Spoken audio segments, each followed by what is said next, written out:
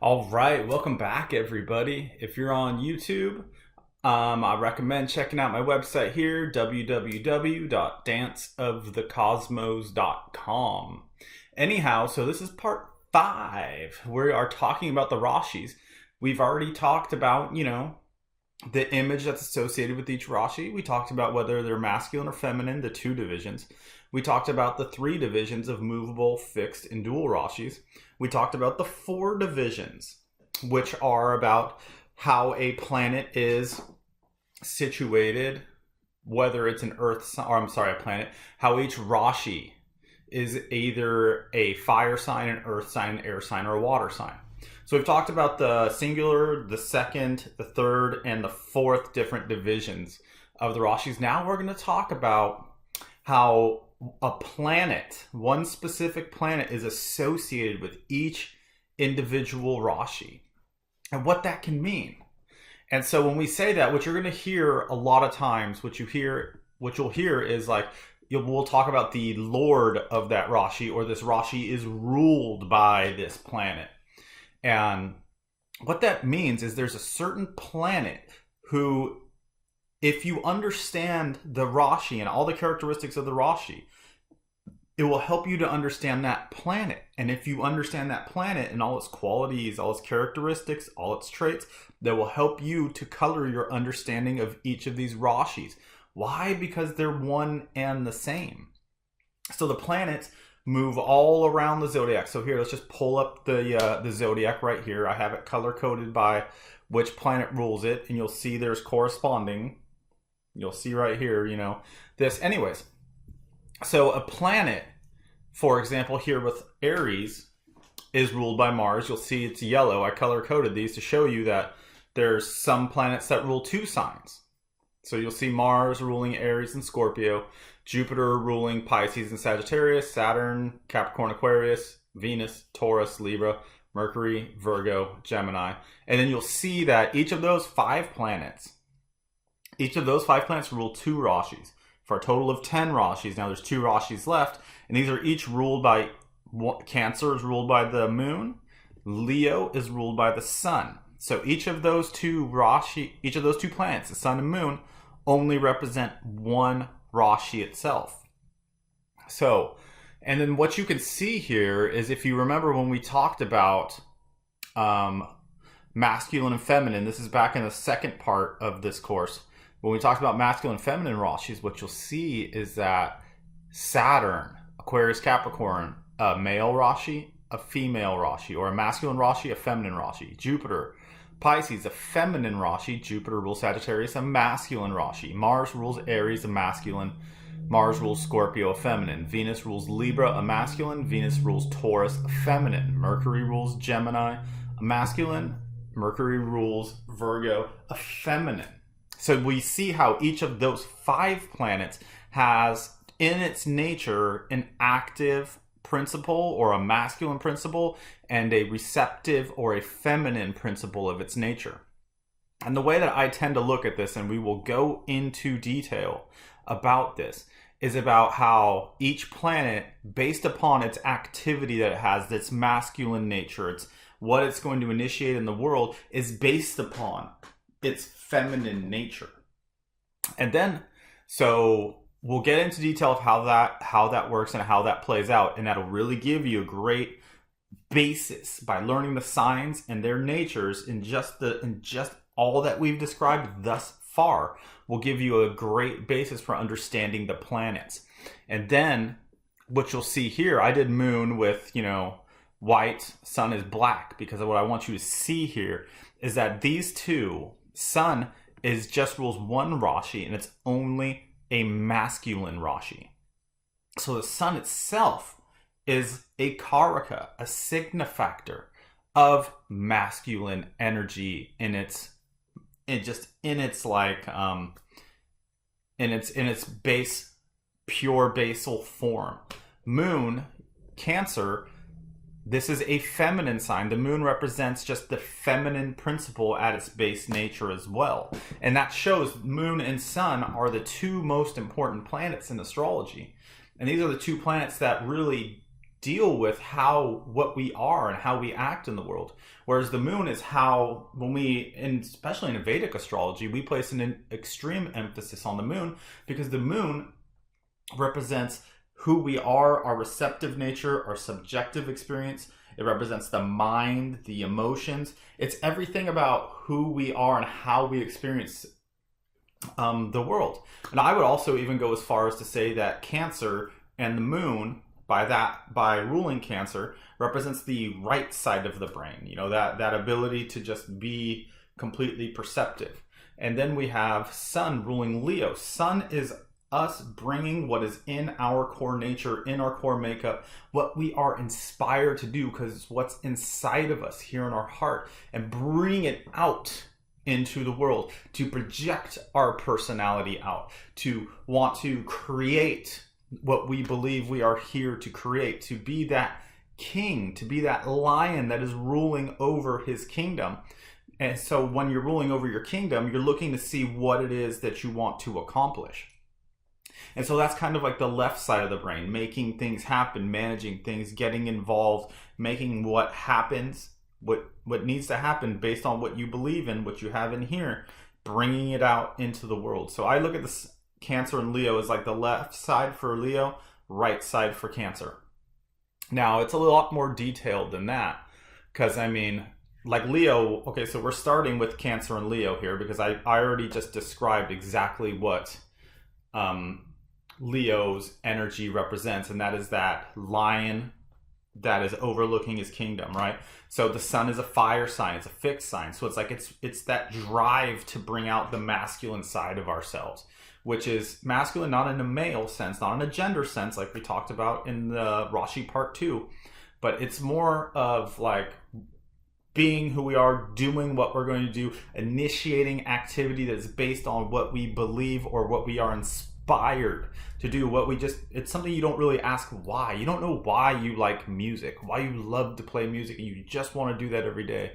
You don't know why you love to do art. You just do, but that's what I want to become. That's what I'm trying to become. That is the essence of me that I want to bring out into this world. And so that's what the sun and Leo represent. Now, Cancer in the moon is about, like I said, like Cancer is about getting into the flow. Cancer is that movable water sign it's that sign of adapting. And it's adapting because it's receptive to what is here. So it's seeing what is in the world, seeing what it has to work with, what's in its environment to adapt to, like the crab, you know, it can go on land, can go in the water. And it's a movable sign, but it's a feminine sign. So it's reacting to what is there and adapting to it to make it fit and work with what it finds in its environment. And that's exactly what the moon is about. The moon is the fastest moving planet in the sky. The moon makes it around the whole entire zodiac in 27 and a quarter days, if I'm correct. I'm possibly just a general estimation. Let's not get into that right now. But anyway, so the moon's always moving around, going through all the Rashis, adapting, finding what works for it, letting go of what doesn't. So that's kind of the nature of the moon and the nature of the planet of Cancer. And see, it's just pure feminine. There's no activity. The moon is not like, I feel this way, so I'm going to do this. That is other planets, especially, we'll really get into that here in a minute. And so now let's just go ahead and move out from from Cancer and move out from Leo, and let's start talking about Gemini. So Gemini and Virgo is who we're going to talk about. Gemini and Virgo are both ruled by the planet Mercury. And so what do we know about Gemini? Gemini is an active sign. So this is the active side of Mercury.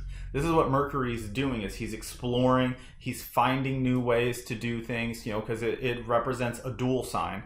It's a masculine sign. And then it's also a, what else do we know about it? It's an air sign. So it's about communicate. This is the part of Mercury that's about communicating. This is the part of Mercury that's about working with other people. This is part of Mercury that we know because it's the woman playing the lute and the man with the club. This is where we're really exploring the diversity of life and finding what it is that is out there, the possible avenues that we can take. Then Mercury is a planet of playing by the rules. Mercury is a planet of experimentation. Mercury is a planet of the intellect, of discriminating. And it discriminates one thing from another thing because it uses that active nature of Gemini of saying, okay, this is the diversity, this is this, this is this. It's seeing all the minutia, all the fine pieces of what makes everything. And Mercury is the managing planet. Now, when we're talking about Mercury as the managing planet, we're going to squeeze down here into Virgo, and we're going to show you something about Mercury. So while Mercury is using Gemini, it's using this action of exploring the diversity of life, right? And well, Mercury is the managing, like as far as what Mercury's energy is, Mercury's managing and bringing things into manifestation. And so when we talk about Virgo, remember Virgo is the maiden that's holding the, standing in a boat amidst a body of water and is holding grains in one hand and holding herbs in the other hand. So, Virgo's that idea of refinement. It's that idea, it's a feminine sign. So what does that mean? So that means that Virgo is seeing what is out there, what the best ways that I can go about things. And this is so important to know about Mercury, is it's that receptive idea of like, I can either feed them with food or I can, heal them with herbs. What does it need to be? It's about finding, and what that's really representing is it's like, and Mercury's the manager. So Mercury is about finding and knowing being receptive to what the best option is. Mercury's activity of Gemini now is about exploring the diversity, but it's exploring the diversity while trying to find the best thing possible. So this is how you can understand the planet Mercury to be, is that it uses that energy of Virgo of wanting to refine, wanting to make better everything, wanting to find the best possible route. And Gemini, which is about that exploring active nature, it has at its base of wanting to refine and make everything better. That's why Mercury goes forward. Mercury doesn't go forward willy-nilly to just see what this is and this is and this is. It goes through seeing what these options are to find which one of those options is the best.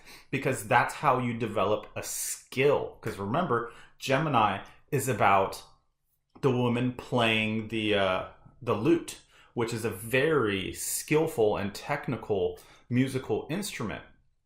And you do not explore and learn how to play the lute if you're like, well, let me see if I play it this way. Let me hold it with this hand. Let me do that. Mercury's not about that. Mercury's finding the best way to do it. And since it understands what's the best way to do it, it becomes very technical at what it does. So that's how we can use what we know, what we've just learned about these two planets to further understand Mercury and to further understand these two signs. So now let's move on.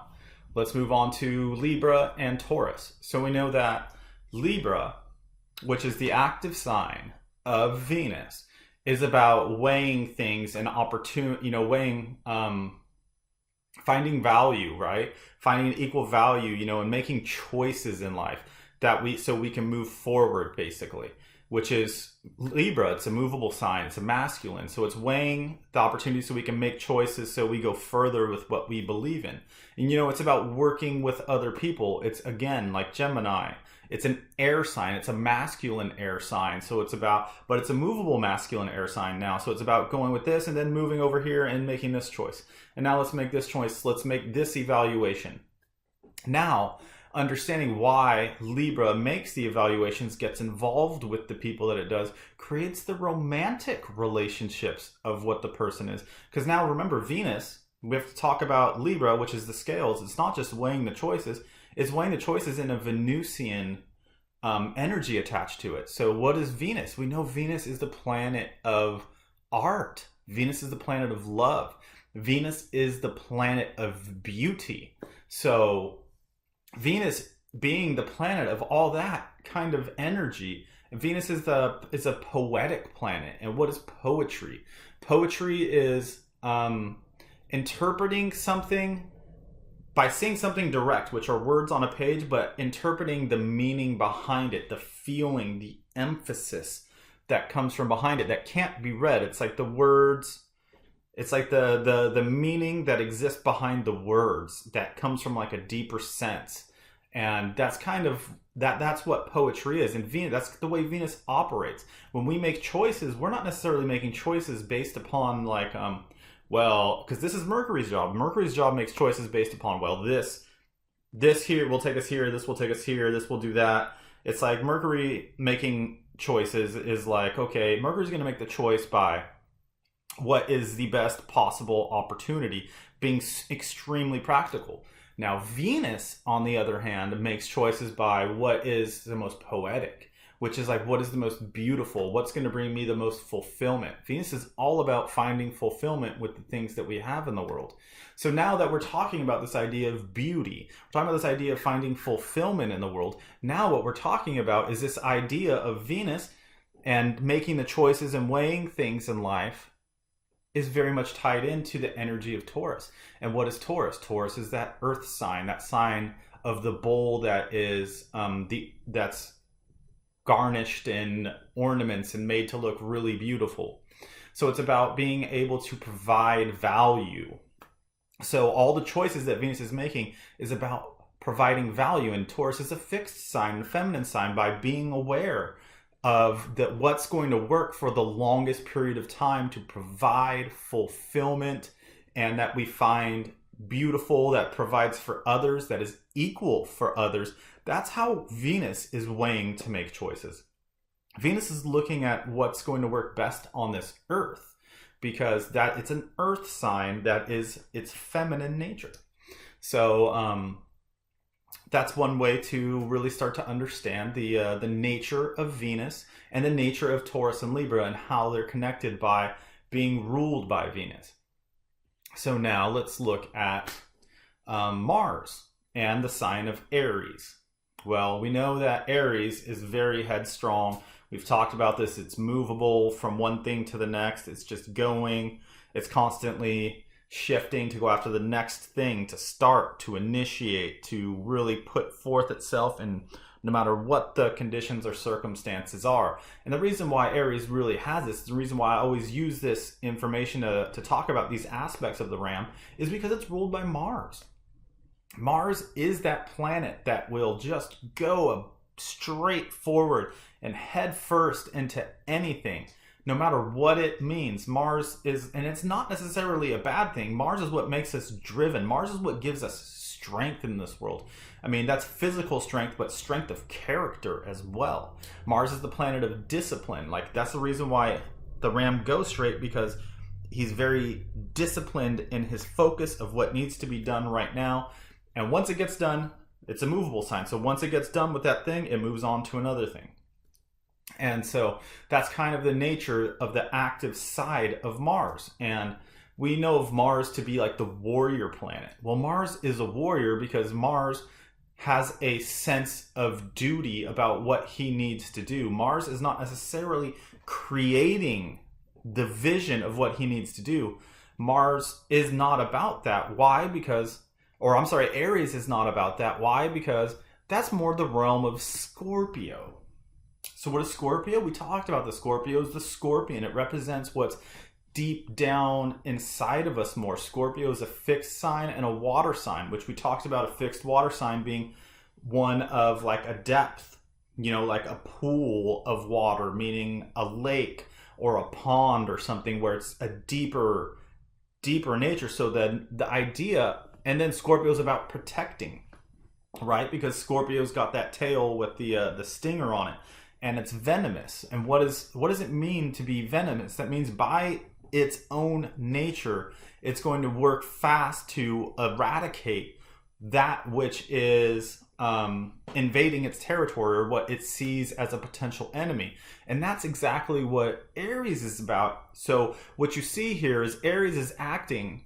The actions that are initiated by Aries are initiated because it's off of what they believe that's deeper inside, that needs to be protected, that needs to be come out to manifest. So Aries is not necessarily willy-nilly, like going from here to there and just randomly going after stuff. Occasionally that can be the quality of an Aries individual, but it's not just willy-nilly, like I'm randomly choosing this. It's not random. Aries is 100% Mars, because Mars is a logical planet. It sees the one path that it needs to go on. And that one path of logic is based upon what it deeply holds inside of itself. of what it feels that like this is the thing that I need to bring forward. So that's how you can look at how those two signs are connected. And that's how you can give a greater understanding of Mars, because Mars is about defending his territory. And as much as he's about going out and initiating action, he's about defending what it is that he holds most dear. So then let's move on to Jupiter and Sagittarius. So Sagittarius, we know, is that centaur. It's that, which is the body of the top half, the torso of a human, and then the lower half body of a horse. So the human side, and then he's the centaur with the bow. So he's setting a direction. He's looking about and seeing everything, because that's the human side. And then he has the strength to go forward with it, and the direction, which is what the arrow is.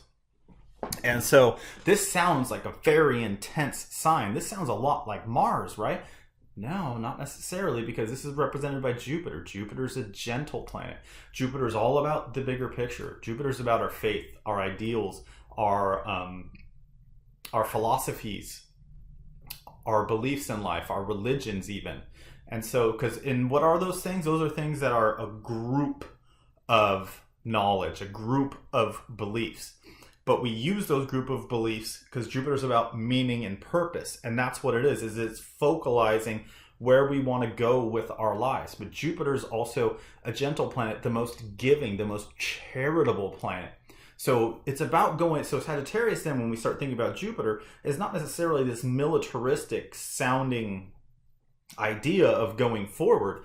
It's more like going forward with a purpose in life that is for the greater good for other people. It's because, and Jupiter's a planet of joy. It's a planet of wisdom. So it's because we're so wise. Because we see that this path is going to bring us on to more of a path of joy, or it's a path that's going to bring more joy to more people, create more abundance. Jupiter represents our children, our offspring, our legacy, those things that bring more joy to the world and to ourselves, and create more and more and more and more abundance of joy. So that's the nature that's funneling through Sagittarius. So that's a great way to really understand this, of what Sagittarius is that greater purpose. That greater purpose that is based upon our philosophies and ideals, and that brings us, that is aim of what we're aiming at, is more joy and more wisdom. And that's what's flowing through it. So then let's go ahead and look at Pisces.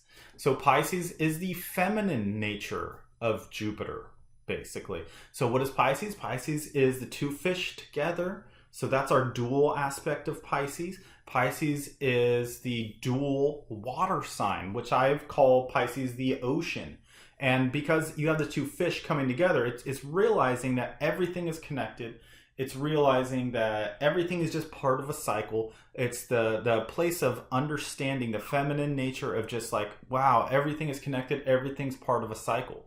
And so that is the feminine nature of Jupiter. Pisces is also the very charitable sign. This is where the wisdom and the understanding comes from. So it's from a place of wisdom and understanding, of connectedness, of knowing and appreciating that everything's a cycle, and of surrendering to a greater picture of life. A bigger picture is where Jupiter and Sagittarius comes from with its active masculine energy. It's seeing the biggest thing, feeling connected to a bigger and a greater whole, seeing a bigger picture, being aware of it. And that's where, once it has that, and that's where the philosophies come in, that's where the wisdom comes in. And then that is where we drive forward with the energy of Sagittarius to create a bigger and bigger and bigger and bigger and better world for us, for ourselves, for everybody else, that's creating more abundance, which is the nature of the great gentle Jupiter. Then we come to Aquarius, which we know that Saturn rules Aquarius. And we know that Aquarius is the picture of a man, or a human, I should say, with a pitcher of water on its shoulder that is the water's coming in and it's tilting it forward, so the water's pouring out. So we've talked about this before. It's that fixed sign. It's a social sign. So it's about finding the greater cause for everybody. Because Saturn is the planet that represents, it's like the working class planet, basically. Saturn involves the masses and people. So Saturn's goal is never for himself.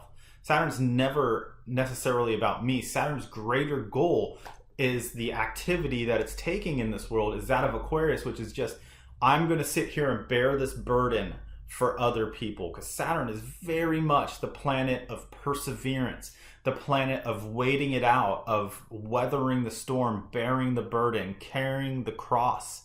You know, that is the energy of Saturn. That's what that picture is. It's the activity of Saturn. And so then we look at Capricorn. Capricorn now is the female movable sign ruled by Saturn, which is, so Capricorn is the crocodile. It's represented by the crocodile, and the crocodile is that thing that's been in existence for millions and millions of years and not had to change its evolution. And we know that Saturn itself takes the longest to go around the zodiac. And we also know that Saturn represents like that longer focus. And remember, Saturn is a working class planet, so Saturn's always working for the masses. So this Capricorn of what Saturn, the energy of Capricorn that Saturn's trying to find is being content, or not being content, excuse me, but finding material, because it's an earth sign too, finding a material earth, you know, of reality that is going to last.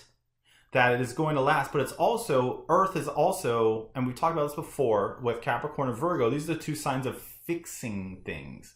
Because Saturn wants to fix things, because Saturn's always there. Saturn also kind of represents, if you know a little bit about Saturn, you know Saturn gets a bad rep. Why is that? Because Saturn brings out the reality of the situation. Well, this can go wrong.